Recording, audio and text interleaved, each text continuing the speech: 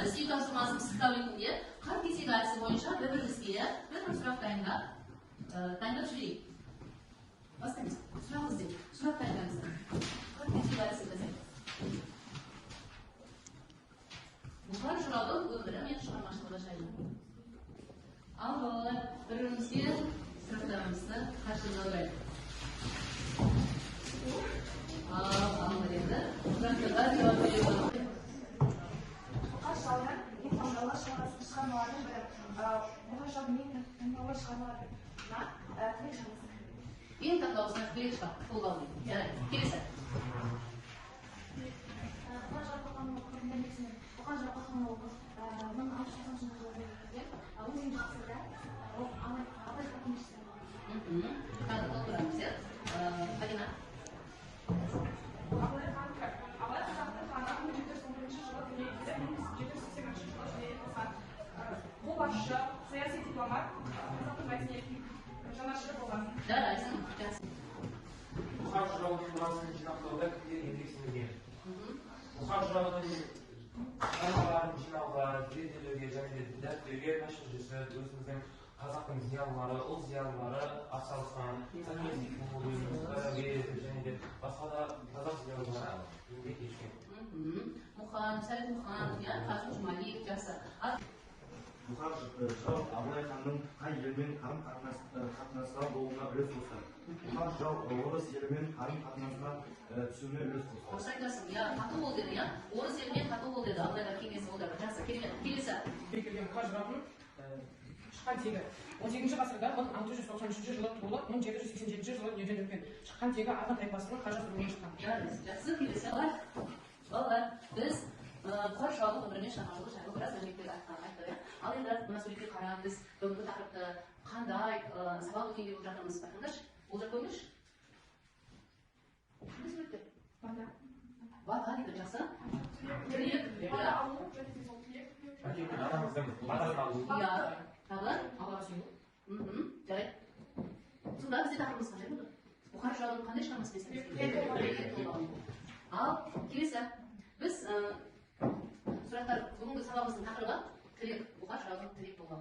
Мақсатымыз сол тілек болғандағы психологизмді анықтау. Психологизм дегеніміз не екенін білеміз ба? Психологизм дегеніміз не екенін білеміз ба? Білмейтін болса, қараңыздар. Көркем шығармадағы психологизм қандай екен? Бұл Ахмет Байтұрсыновтың кітаптары. Қандай болады? Адамның жынсын іздеген.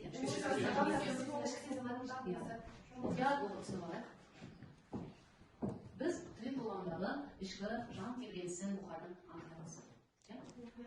Олай болса, бірінші тілек болғанын ашып оқиық. Мәнелік бекзатымыздың тұрып, жақсылап тілек оқиық. Тілек тілеңіз бір Аллаға жазбасқа, екінші тілек тілеңіз ер жығылмасы заңның тіліне еріп азбасқа, үшінші тілек тілеңіз үшкілсіз көйлек кимеске, төртінші тілек тілеңіз төрде төсек тартып жатпасқа, бесінші тілек тілеңіз бес уақыт бес намаз біреуі қаза қалмасқа, алтыншы тілек тілеңіз алғыс басы ақылға ардақтаған аяулым күнінде ертең біреуде тегіннен тегін олжа болмасқа, жетінші тілек тілеңіз желкедегі туып келіп жер қайсан қол келіп сонан сасып тұрмасқа, сегізінші тілек тілеңіз сегіз қиыр шарттарып жер қолданып тұрмасқа, тоғызыншы тілек тілеңіз төреңіз тақтан таймасқа, тоқсандағы қақпаған топқа жаяу лақмасқа, оныншы тілек тілеңіз он ай сені көтерген омыртқасы үзілген аязды күнде айналған бұлтты күнде толғаған тар қосаған кемейткен тас еншегін жібіткен анан бір аңға қалмасқа, 11-ші тілек тілеңіз он бармағы қыналы иісі жұпар аңқыған даусы құдай саңқыған назы менен күлдірген құлқы менен сүйдірген ардақтап жүрген бикешің жылайда жесір қалмасқа. Қандай тілектер Бұқар жыраудың осы бір өлең жолдарына қазір кішкене өзіңіз әр топқа тастаймын, ойласып, пікірлесіп, пікірлесіп сіздер бірінші, екінші, үшінші, төртінші тілекке дейін мағынасын ашып көріңіздер. Сіздер 5-ші, 6-ші, 7-ші, 8-ші тілектердің мағынасын ашып көріңіздер. Үшінші топ 9-ші, 10-ші тілектердің мағынасын ашып көріңіздер.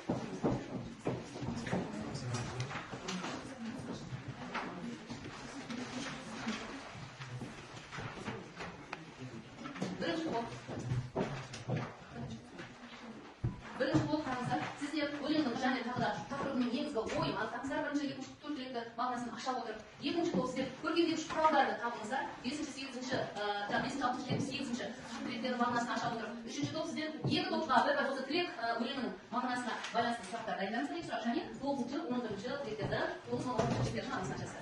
Оның мағына белгілі. Ойласы ортада.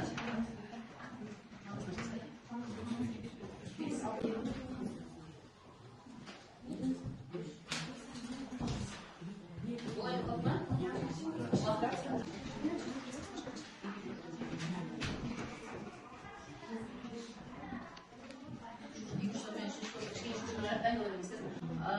жазғандарыңызды тақтаға қоя берсеңіз болады.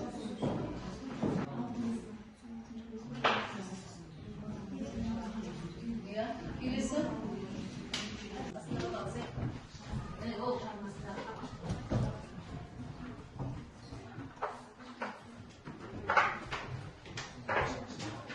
Балалар, бірінші топтың тапсырмасын тыңдайық. Бірінші тілекте Аллаға кінәлі болмауды жол іздеу туралы айтылған. Екінші тілекте орын әрекет жасайтын сөзде ісінде өзіне әділет жоқ адамнан Аллах болу туралы айтылған. Үшінші тілекте адам өмірінің қадірін білу қажеттілігі туралы айтылған. Ал төртінші тілекте денсаулықтың қадірін білу қажеттілігі туралы. Иә, дұрыс айтады. Тілектің тақырыбына келсек, ол ел бірлігі туралы идеясы елдің ынтымағын, тәуелсіздігін сақтауға үндейді. Тәуелсіздікке қол жеткізуге үндейді. Иә, бұқар заманда тәуелсіз халық емес еді. Ал, балалар қошемет білдіріп қояйық. Отырыңыз. Бірінші топтың тапсырмасы сіздерге түсінікті ма?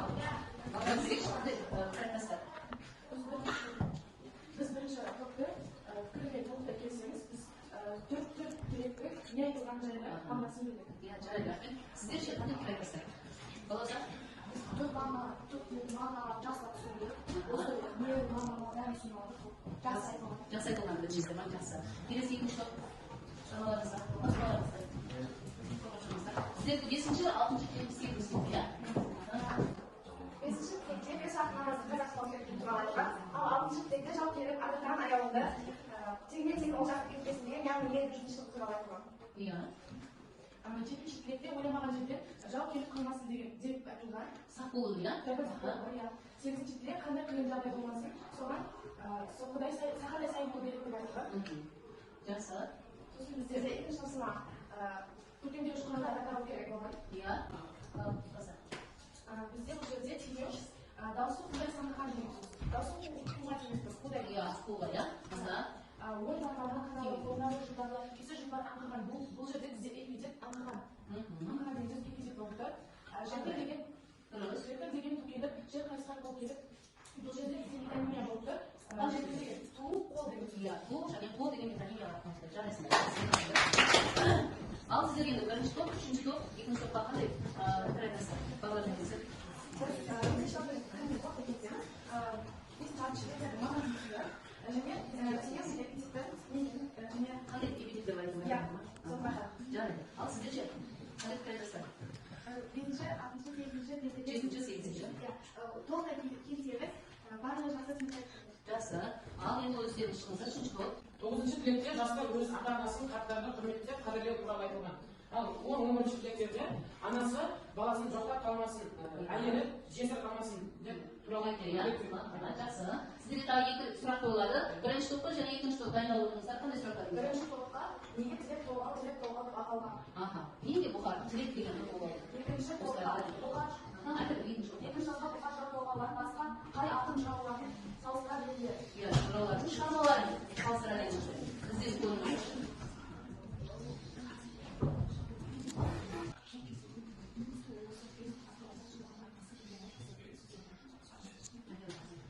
Ал бастаймыз. Иә, бірінші топтың жауабы. Толғау неліктен бұқар жырау осылай тілек толғауын. Тілек осы елімізге барлық адамдарға сол тілек арқылы барлық жеңісті сыйлайды. Иә, тілегін жеткізген. Иә, жақсы. Әрі өсиет ретінде, әрі тілек ретінде. Жақсы, рахмет отыра қойып. Келесі топ қандай ақын жазушылардың шығармаларымен салыстырасыздар? Ал Бекзат айта қойшы. Біздің бұқар жыраудың шығармалары және де ағылшын қаласының шығармалары екеуі де бір мағынада елдің қамын, елдің жағдайын және де бірлікті, тәуелсіз болуымызды және де біздің не нәрсені істеп, дұрыс нәрселерді істеу керектігі айтылды. Жақсы нәрсеге өтеді, иә. Жақсы рахмет тоқтау. Жақсы, көріп отырамыз. Ал жүр. Комментарий айтып кетейік. Ал Мәдина. 9-10-11 лекцияның мағынасын ашылды. Иә, не туралы келіп өтеді, иә? Сұрақтарыңыз жақсы ма? Сұрақтарыңыз? Адамды болады. Жақсы, отырамын. Келесі сіздер қандай қабыл етесіздер? Сұрақтарға да жауабын мағынасы ашылғанына тоқтап келсек, сұрақтары өте ойландыратын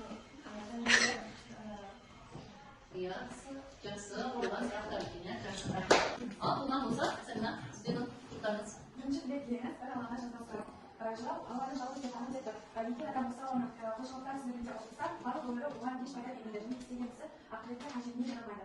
Өзім пікірімше, Аллаға сеніп қосқан, Иә. ол дұрыс емес.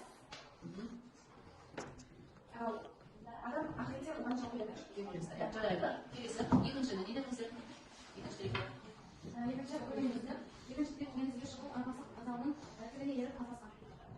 Жауап ішкі болғанса, бұқарбардың осы екінші тілегі нас сүресін жасайды. Нас сүресінде Алла құданы аңсыратын шайтаннан қылмасында үйреткен. Жау шайтанның сақылында. Олар сендердің имандарында олар құмаға қандырмасын шығып қылмасқанады. Және бұл түрі әсіресе күнәға шыққан адамнан абай болуына керек. Иә, сіздер білеріңіз, күнәға шыққаннан адамдар бауыр болуы.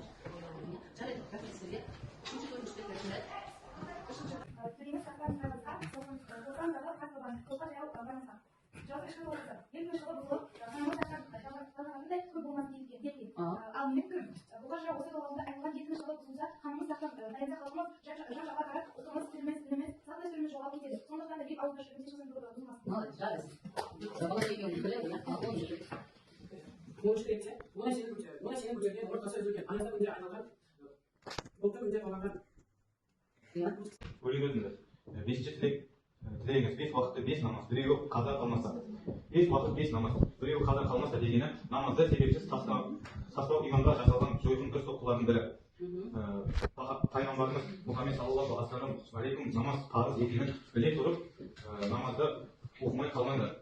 Себебі біле тұра әдейі намаз оқымаған кісі Алланың қамқорлығынан айырылып, пайғамбардың шапағатынан құр қалады деген. Өлеңнің өзінде алыс басты амурда ада тарамаялдың күнде ертең біреудің тегіне тегі болжар болмаса. Жаудың ішке толғанысы. Бұрынғы кезде мынандай заң болған, мысалға елді біреу жауға бармаса бірге, оның ерлері күн болады, әйелдері өзінің әйелі болмаса, оған жол берген ер азаматтың ол елдің абыройы жоқ деген сөз. Келесі екінші жеке жұмыс жасаймыз. Қазіргі кезде өмірге байланысты бұқар жауап 21 ғасырда өмір сүрсе қандай тілектер тілейді деп ойлайсыздар? Соны жазайық. Я болмаса өзіміз тілектер қандай тілек тілейміз, өзіміз тілегімізді жазайық. Екеуін біреуіне жазуымыз болады. 5 минут жұмыс. Сұраққа 3-4 сөйлеммен жауап беруге болады.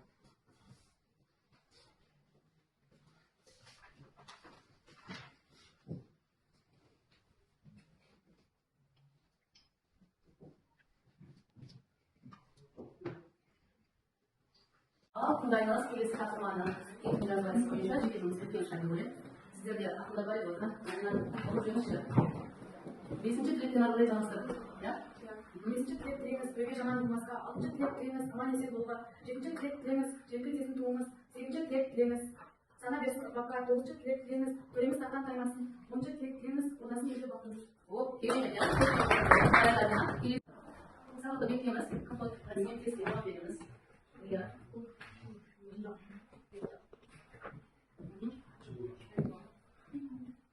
Құдағымыз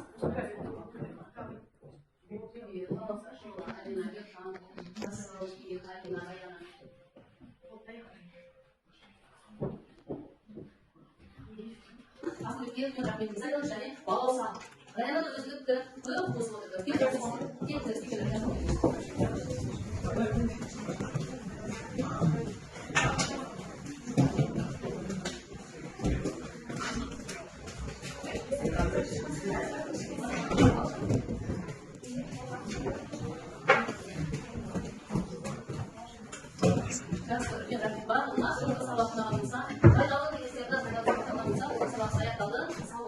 Sağ olun.